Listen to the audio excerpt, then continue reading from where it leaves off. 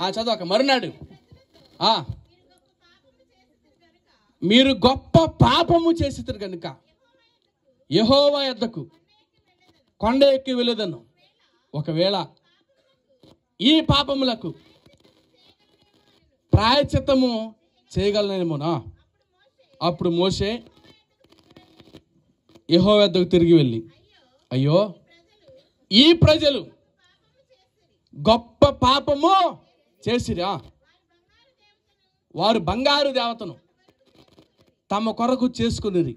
అయ్యో నీవు వీరి పాపములను లేదా వారి పాపములను ఒకవేళ పరిహరించుతువా, లేని ఎడల నీవు రాసిన నీ గ్రంథంలోంచి నా పేరు ఏం చేయమనండి, తుడిచివేయమన్నాడు. ఒకసారి దేవునికి స్తోత్రం చెప్పండి.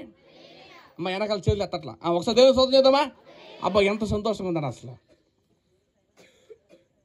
దేవుని చేత పిలువబడిన వాడు, దేవుని చేత ఏర్పరచబడిన వ్యక్తి, దేవుని పిలుపుని అంగీకరించిన వ్యక్తి, మోషే వంటి సాత్వికుడు యేసు ప్రభు తర్వాత ఎవరో తెలుసా?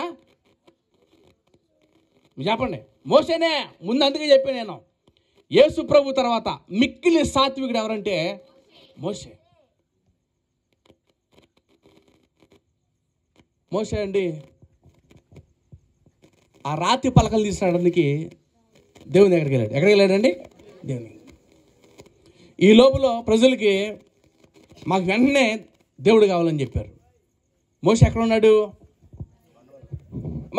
నేను ముందే చెప్పా, ఎక్కడున్నాడు? దేవుడి దగ్గర ఉన్నాడు. ఇక్కడేమో కింద అహరోను ఉన్నాడు, తన సహోదరుడు.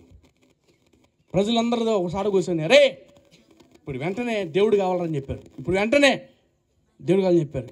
వీళ్ళు దగ్గర ఉన్న మన నగలని తీసి బంగారు దూడనే తయారు చేసిన తర్వాత వీళ్ళ పాపం ఎలా ఉందో తెలుసండి. నా మోహం చూస్తాను బైబిల్లో చూసేదానికి. పాపం ఎలా ఉందే? గొప్పదిగా కనబడింది. వీడు చేసిన పాపం గొప్పదే. ఎందుకు తెలుసా? దేవుడు ఆల్రెడీ ఆజ్ఞలు ఇచ్చాడు. నేను తప్ప వేరొక దేవుడు నీకు ఆకాశం మందే కానీ భూమి అది భూమి కింద ఏది కూడా ఏ రూపాన్ని మీరు ఆరాధించడానికి వీళ్ళదని ఆల్రెడీ దేవుడు ఆజ్ఞలు ఇచ్చాడు. కానీ మనవాళ్ళు చేసేది ఏంటి? ఓ బంగారు దోణం చేసి భజన చేస్తున్నారు దానికి. వీళ్ళు పాపం చేసింది కాక ఎవరు చెప్పనా? ఆకాంక్షను చెప్పండి. ఎట్లయినా పాపం చేసింది ఎవరో? ఇశ్రాయేలు. కానీ దేవుని దగ్గర వెళ్ళింది ఎవరో? మోషే.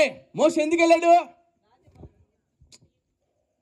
మొట్టమొదట మోషే రాతి పలకలు తీసుకొచ్చాడు. వీళ్ళేం తయారు చేశారు? కింద బంగారు దోణ్ణి తయారు చేశారు. ఈ ప్రజలందరూ వచ్చి మరలా మోషే దగ్గరకు వచ్చారు.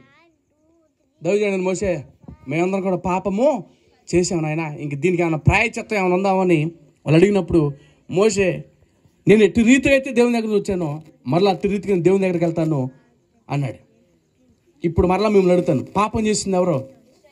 అది పాపం చేసింది ఎవరో? ఇశ్రాయేలు చేశారు. కానీ వాటిని పరిహరించడానికి దైవజనుడైన మోషే మధ్యవర్తికున్నాడండి. దేవునికి స్తోత్రం చేద్దామా? హల్లెలూయా. నేను మాట జ్ఞాపకం చేస్తాను. మనం తప్పు చేసినా, దేవుని దగ్గర నుంచి దూరం అయిపోయినా, దేవుని సన్నిధి నుంచి దూరం అయిపోయినా, దేవుని మందిరం రాకపోయినా, ఒక దైవజనుడు మధ్యవర్తిగా నీ దగ్గర ఉండి